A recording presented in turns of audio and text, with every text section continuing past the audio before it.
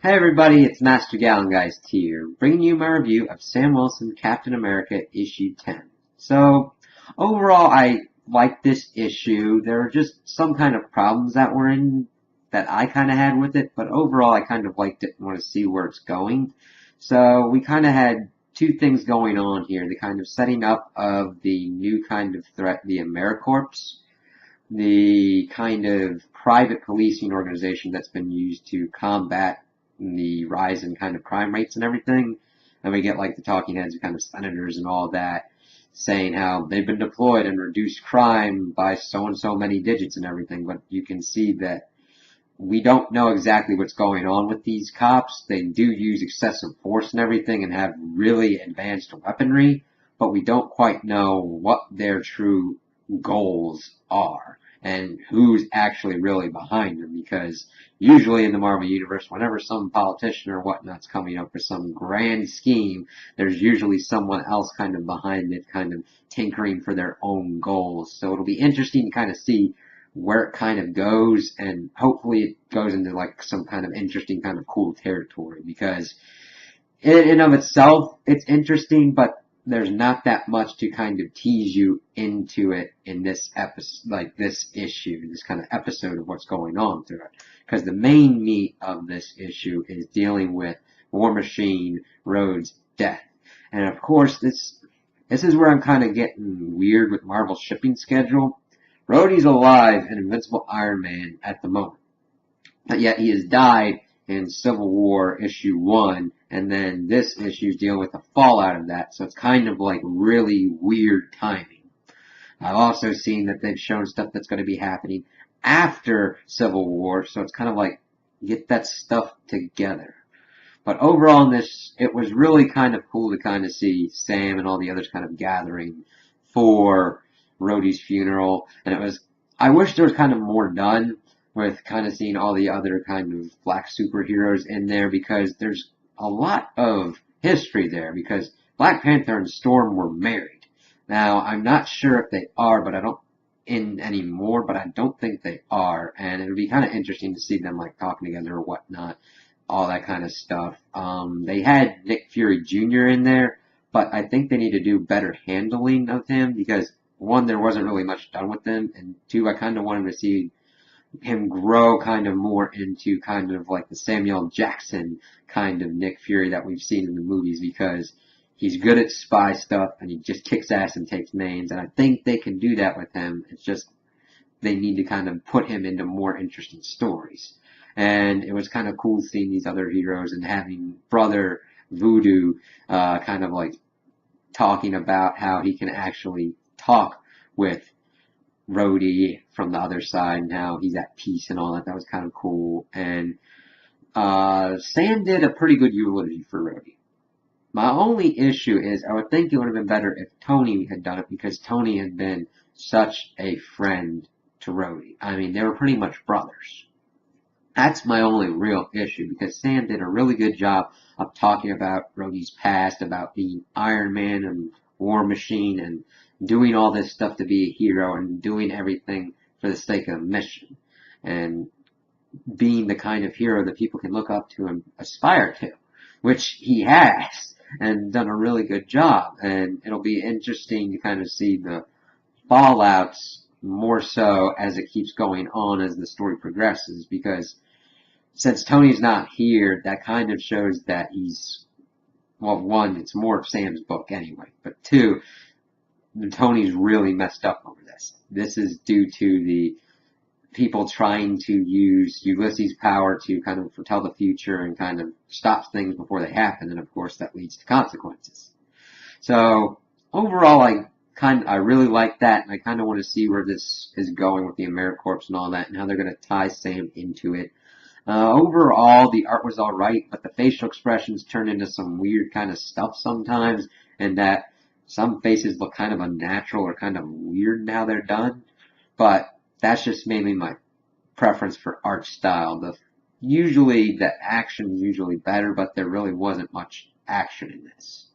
So those are my opinions on the issue overall. Tell me what you guys think in the comments below. If you liked it, if you didn't like it, if you agree with me, if you disagree with me. Also, like and subscribe, and I hope you have a good day. Hey everybody, that's Master Gallengeist here, bringing you my review of The Mighty Thor issue 8. So, now we're back to the main story that Jason Aaron's been doing, back to the regular art style, and I was really happy with this issue overall because it advanced kind of stuff in the story that's been going on that we really haven't seen. And this had kind of the running kind of two main plots of like Dario Auger and Jane and Thor kind of doing their stuff. Mainly Jane in this issue with some Thor towards the end. So the main part of this was dealing with Dario Auger and meeting with kind of the top of the 1%, like the 1% of the 1%, the kind of villainous underworld that have like control of all the other money, interest, and everything in the Marvel universe, talking to Auger about like, you're doing stuff without this council's approval. And that's not good, man. That does not fly with us. You're gonna answer to repercussions, man. He's like, I don't have to listen to crap. I got this stuff in all these kind of Norse realms. Screw you, it's mine. And of course, they don't take that lightly. Of course, you got the likes of Fisk and all kind of other people involved, even some alien interests as well. And they're like, no. You might think you got power, boy, but we all need our interests to be looked at for as well. And while this is going on, S.H.I.E.L.D. has taken Jane in to question her about the identity of the new Thor, see if she knew anything before Roz Solomon came in and be like, this lady's got cancer and is dying. What the hell are you doing? And then, of course, that leads her to take her back to where she was going to get her cancer treatments. And she gets onto her Thor hammer and everything and flies off because Roz had a tip that there is this meeting going on in Switzerland. And as they're about to go off, Auger's about to like fight the Silver Samurai, and in comes this other kind of third party out of nowhere and be like, alright, we got him down.